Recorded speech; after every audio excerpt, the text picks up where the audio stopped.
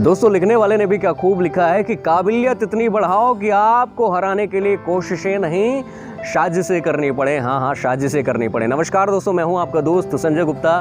दोस्तों लाया हूं एक मोटिवेशनल कहानी आपके लिए जो आपकी ज़िंदगी में बहुत ही बड़ा परिवर्तन ला सकती है। दोस्तों यह कहानी है एक व्यक्ति की जो कि बहुत ही गरीब परिवार से था। उसके पास एक बहुत ही सुंदर सी घड़ी थी। हालांकि वह घड़ी कीमती तो नहीं थी, लेकिन उस व्यक्ति से भावनात्मक रूप से काफ़ी जुड़ी हुई थी। अचानक एक दिन उस व्यक्ति की घड़ी घर के अंदर ही खो गई और अब वह उसे ढूंढना शुरू कर दिया। ढूंढते ढूंढते काफ़ी वक्त निकल गया, फिर भी उस व्यक्ति को घड़ी नहीं मिली। लेकिन वह व्यक्ति उस घड़ी को फिर से पाना चाहता था। इसी के चलते वह निराश हो गया और कई दिन गुजर गए उस घड़ी को ढूंढते ढूंढते घर के अंदर, लेकिन उस व्यक्ति को वह घड़ी नहीं मिली। जब बाहर बच्चे जो खेल रहे थे, कई सारे बच्चे खेल रहे थे, उसने सोचा कि क्यों ना मैं इस काम में बच्चों का सहारा लूं, बच्चों की मदद लूं। उन बच्चों को बुलाया और बोला कि बच्चों, मेरी घड़ी घर के अंदर खो गई है और जो कोई बच्चा मुझे यह घड़ी ला कर देगा, खोज कर देगा, उसे मैं 500 रुपये का इनाम दूंगा।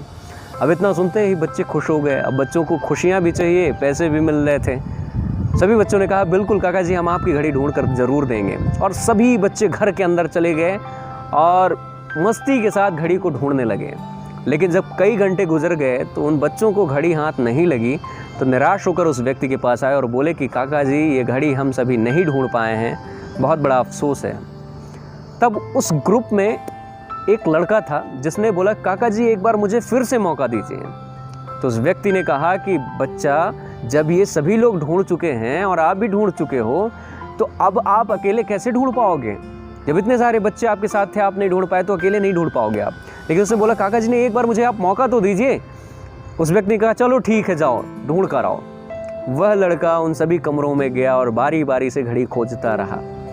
और जैसे ही वह उसके बेडरूम की ओर गया जहां वह सोता था व्यक्ति, वहां से जब वह बाहर निकला तो उसके हाथ में घड़ी थी। अब यह देखकर वह व्यक्ति के चेहरे पर मुस्कान आ गई, बड़ा खुश हो गया और बड़े ही आश्चर्यजनक तरीके से उस बच्चे से जवाब पूछा कि बेटा, ये घड़ी तुम्हें मिली तो मिली कहाँ?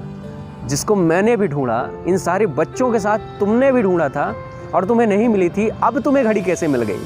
क्या कारण है? तब उस बच्चे ने कहा कि ज़्यादा कुछ नहीं है, बस मैं सभी कमरे में गया और उस घड़ी की टिक टिक की आवाज़ को सुनता। मुझे सभी कमरों में नहीं सुनाई दी और कमरे शांत होने की वजह से मुझे और स्पष्ट होता गया कि इन सभी कमरों में घड़ी नहीं है। जब मैं आपके बेडरूम में गया, वहाँ मैंने ध्यान से शांति के साथ सुना, वो घड़ी की टिक टिक की आवाज़ सुनाई दी और मैंने उसका पीछा किया तो देखा कि वह घड़ी आपके अलमारी के नीचे पड़ी हुई है और मैंने घड़ी उठाई और आपको दे दी। दोस्तों, इस कहानी से हमारी ज़िंदगी में बहुत बड़ी बात सिखाती है कि हम अपनी लाइफ में भी कुछ ऐसे ही शांत होकर अगर किसी समस्या का समाधान करेंगे तो हमारी ज़िंदगी और भी अच्छी होती चली जाएगी। दोस्तों, कभी भी मुश्किल घड़ियाँ आएँ, उनमें उलझिए मत, शांत होकर उसमें विचार करिए और कुछ समय अपने लिए आप ज़रूर निकालिए। कहते हैं ना कि चुनौतियाँ कितनी भी बड़ी क्यों ना हो, इंसान उससे बड़ा होता है। दोस्तों, कहने वाले ने ठीक ही कहा है कि अंधेरा कितना भी हो, लेकिन एक समय बाद सूर्य निकलता ज़रूर है। तो बस अपने आप को बेहतर से बेहतर बनाने की कोशिश करते रहिए। कहानी पसंद आई हो तो बहुत बहुत शुक्रिया, बहुत बहुत धन्यवाद। हमारे चैनल को लाइक करें, सब्सक्राइब करें, कमेंट करें, विचार बताएं अपने कमेंट में। बहुत बहुत शुक्रिया एक बार फिर से सभी चाहने वालों का धन्यवाद।